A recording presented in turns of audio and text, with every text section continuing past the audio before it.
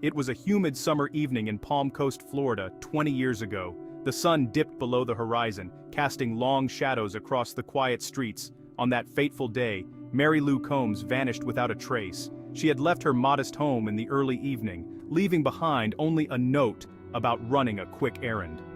No one could have imagined it would be the last time they'd see her. Neighbors later remembered seeing her car, a teal 1998 Honda Civic, rolling down Palm Trail Road. She waved at a friend as she drove away, her smile a familiar sight in the neighborhood. But when night fell and Mary Lou didn't return, worry crept in. Her family called her cell phone, but it went straight to voicemail. They searched the streets, calling out her name in the dark. Soon the police were involved. Her loved ones stood in the yellow porch light, fear written on their faces. Where was Mary Lou? Was she hurt? Had she simply run away? Or was something far more sinister at play? The unanswered questions hung in the heavy Florida air, growing with every passing hour. The disappearance of Mary Lou Combs wasn't just another missing person case. For her family, her friends, and the entire Palm Coast community, it marked the beginning of a nightmare that would stretch on for decades. Mary Lou Combs was more than a name on a missing person poster. Born and raised in Palm Coast, she was known for her kindness and easy laugh. At 38, she worked as a nurse at Flagler Memorial Hospital, where patients and co-workers alike spoke warmly of her gentle care. Mary Lou was a loving mother, a dedicated friend, and the anchor of her small, close-knit family. She had 2 children, Sarah and Ethan, both in their early teens when she disappeared. She was engaged to her longtime partner, Tom Heller, and their blended family was looking forward to a bright future. Mary Lou had a knack for making birthdays special, baking cakes from scratch and hanging handmade banners in the living room. Her neighbors recall her knack for gardening. Her front yard always bloomed with color. On the day she vanished, Mary Lou seemed her usual self. She hugged her kids before heading out, telling them she'd be home in time for dinner. She wore her favorite blue blouse, a silver locket, and a cheerful smile. No one sensed anything was wrong. To those who knew her, Mary Lou's disappearance felt impossible. She was the kind of person everyone relied on. For her to simply vanish, it didn't make sense. When Mary Lou didn't come home that night, her family's world shattered. Tom called everyone he could think of. He knocked on neighbors' doors, retraced her usual routes, and even checked her favorite grocery store. Sarah and Ethan sat by the window, waiting for headlights that never appeared. The house, once filled with laughter, was now heavy with worry. The following days were a blur of police interviews and phone calls. Friends brought casseroles and comfort, but nothing could ease the anxiety. Mary Lou's mother, Helen, arrived from out of town, her face drawn with grief. The family taped missing person flyers to every lamppost in Palm Coast, desperate for a clue. Local volunteers joined the search. They scoured parks, wooded areas, and nearby lakes, calling her name again and again. Still, there was no trace, no clues, no sightings, nothing. The silence was deafening. The family's pain was visible to all. Mary Lou's absence left an unfillable void. Birthdays, holidays, and even ordinary moments felt incomplete without her. The waiting became its own form of torture. In those early days, hope mingled with fear. Police checked security cameras, questioned witnesses, and followed every lead. The local news ran nightly updates, showing Mary Lou's picture and pleading for information. Search parties trudged through muddy ditches and overgrown lots, refusing to give up. Tom Heller made regular appearances on TV, his voice breaking as he urged Mary Lou to come home. The children grew up fast, forced to navigate their teenage years with a constant ache in their hearts. Helen, Mary Lou's mother, refused to move away. She said she'd stay in Palm Coast until Mary Lou was found. As months turned into years, tips slowed to a trickle. Detectives rotated off the case, but the file never closed. Sometimes a promising lead would surface, an abandoned car, a possible sighting, but each time it fizzled out. The community held candlelight vigils, releasing balloons into the night sky. For many, the search became a symbol of hope and unity. But as the years stretched on, hope grew harder to hold on to. Still, her family refused to let go. Time moved forward, but the pain never faded. Mary Lou's children graduated high school, then college, and, they always left an empty seat for her at every ceremony. Tom remarried, but he never took down the photo of Mary Lou in the hallway.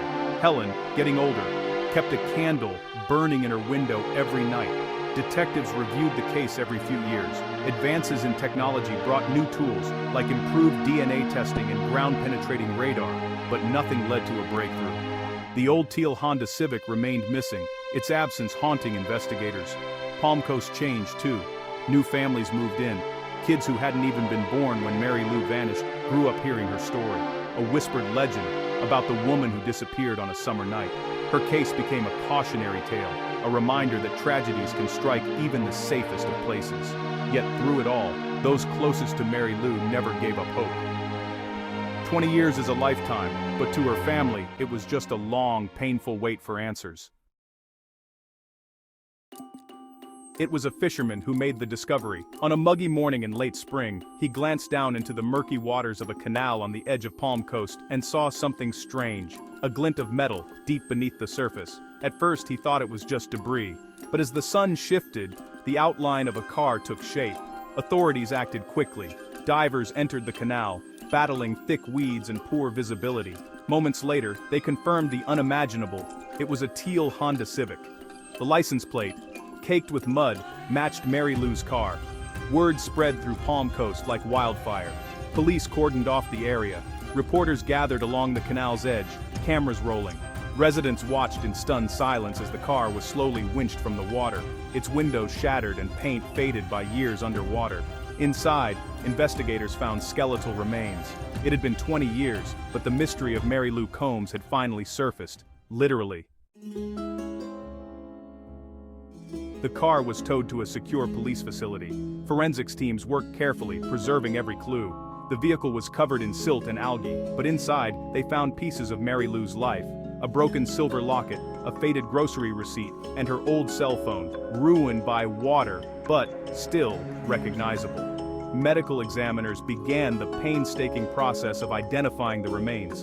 Dental records were compared, and DNA was extracted from a hairbrush Mary Lou's mother had saved all these years. After several weeks, the identification was confirmed. The remains were indeed Mary Lou Combs. Detectives combed through the evidence, trying to piece together her final moments.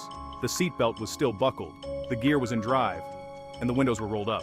There were no obvious signs of foul play, but the passage of time had erased many clues. Was it an accident or something more? The investigation, though given new life, left nearly as many questions as answers. But now, at least, Mary Lou's family finally knew where she had been all these years. News of the discovery sent shockwaves through Palm Coast. Helen, now in her 80s, wept openly when detectives confirmed her daughter's fate. "I never stopped believing we'd find her," she told reporters, her voice trembling. Tom, older and gray, said simply, "We have answers now. We have peace, at last." Sarah and Ethan, now adults, spoke at a small press conference. "We never stopped loving her," Sarah said, clutching her mother's locket. "Now we can say goodbye." Neighbors left flowers by the canal, and a makeshift memorial quickly took shape. Candles, handwritten notes, and faded photos of Mary Lou smiling in happier days. Police expressed relief at finally closing the case, but frustration lingered. "After so long, many details are lost," the chief admitted. "Still, we're grateful to bring closure to the family." The community, once united in hope, now came together in grief and remembrance. Palm Coast would never forget Mary Lou Combs. The discovery of Mary Lou Combs' car and remains brought long-awaited closure to a painful mystery. Her family finally had the answers they'd prayed for, even if the truth was bittersweet. They held a quiet funeral, surrounded by friends, neighbors, and strangers who had never forgotten her. Yet, questions lingered. How did Mary Lou's car end up in the canal? Was it a tragic accident, or was someone else involved? After 20 years, some mysteries may never be solved. For the Combs family, though, knowing brought peace, an end to the endless waiting, the constant wondering. Palm Coast, too, was changed. The memory of Mary Lou's disappearance and discovery will echo for generations. Her story became part of the town's fabric, a reminder to hold loved ones close and to never give up hope. In the end, Mary Lou Combs's legacy is not just her tragic absence, but the love and unity she inspired in her family and community. After 20 years missing, she was finally found. The search was over, but the memory of her life and her loss will never fade.